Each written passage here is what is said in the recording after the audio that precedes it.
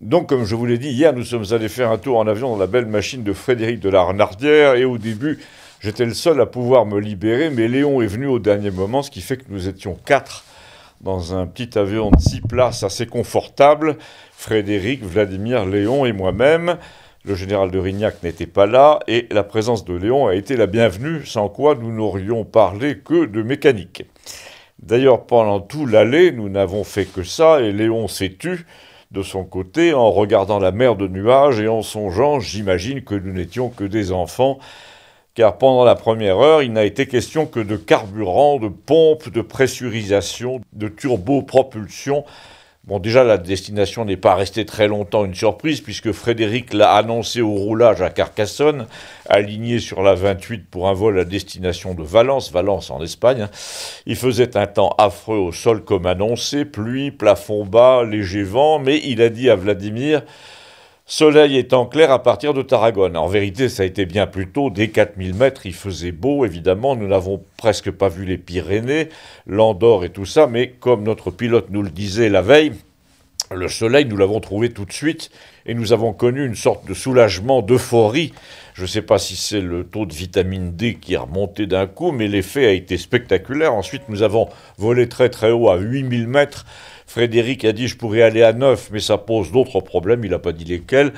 La vitesse était de 560 km/h avec une seule hélice, un seul moteur, donc pas un jet, pas un avion à réaction. Il y avait un bruit raisonnable, disons, dans la cabine, on pouvait s'entendre. Je passe sur les détails, sauf sur l'omniprésence de ce que Frédéric appelle l'électronique affichée. 4 écrans, sans compter la tablette de Frédéric, entièrement indépendante, sans compter tous les boutons sur écran tactile au niveau des genoux.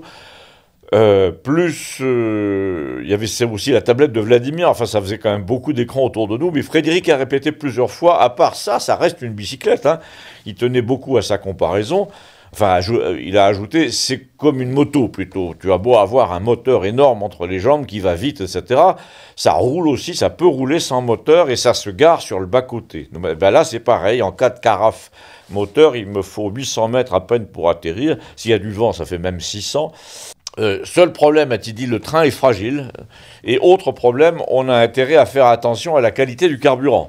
Donc pays de l'Est, Roumanie, Bulgarie, à écarter tout ça, ils ont tendance à vendre du carburant frelaté, 1000 litres en tout.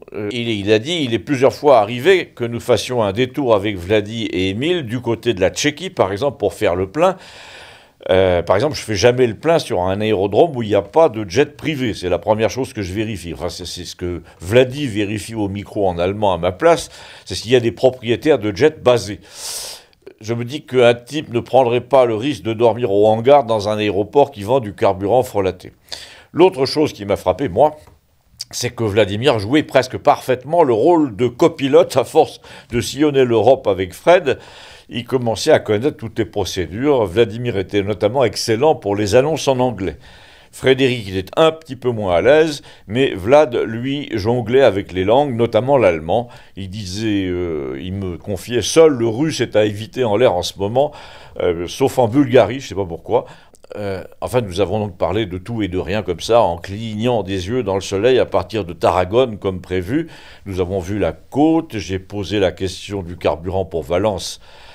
On m'a répondu, il y a un centre Cessna, c'est bourré de jets, mais les Russes préfèrent ne plus venir avec le leur de crainte qu'il ne soit volé par l'Espagne, par l'Europe donc. Il paraît que c'est surtout à Ibiza que le trafic des jets russes a disparu. À un moment, Fred a même proposé que nous allions à Ibiza aujourd'hui, au lieu de Valence, mais il fallait décider maintenant, a-t-il dit, ça rallongeait à peine. Et Vladi a calculé que ça coûterait 500 € de carburant en plus, et qu'à ce prix-là, on pourrait se payer un meilleur restaurant. Pour ma part, j'ai pris un peu de recul sur la scène et j'ai deviné sans difficulté de quoi nous allions parler à table. Nous étions à 8000 mètres dans le Grand Bleu, dans une illusion de facilité absolue, avec effacement des distances, effacement des problèmes d'argent, effacement des soucis ordinaires, et je jetais de temps à autre un œil vers Léon pour voir s'il approuvait ou à défaut s'il réprouvait notre insouciance au nom de ses intuitions générales à lui sur l'histoire contemporaine.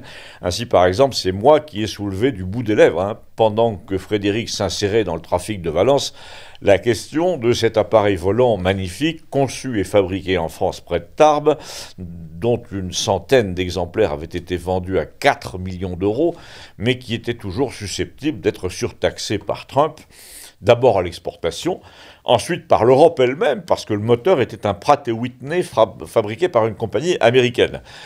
Donc si l'Europe appliquait des droits de douane monstrueux à ce truc, on voyait la complicité de la chose, moteur acheté plus cher aux États-Unis, avion vendu plus cher à cause des taxes américaines.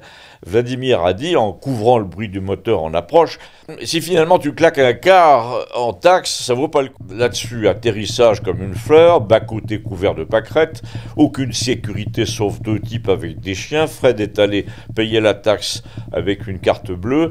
Vladimir a trouvé un taxi à un restaurant tout de suite en 3 minutes, et en anglais, le temps pour vous qui m'écoutez de changer de fréquence pour rester dans la note, et je vous donne rendez-vous pour la suite sur l'un des 3 liens ci-dessous pour savoir ce que nous avons dit à table. À tout de suite, merci.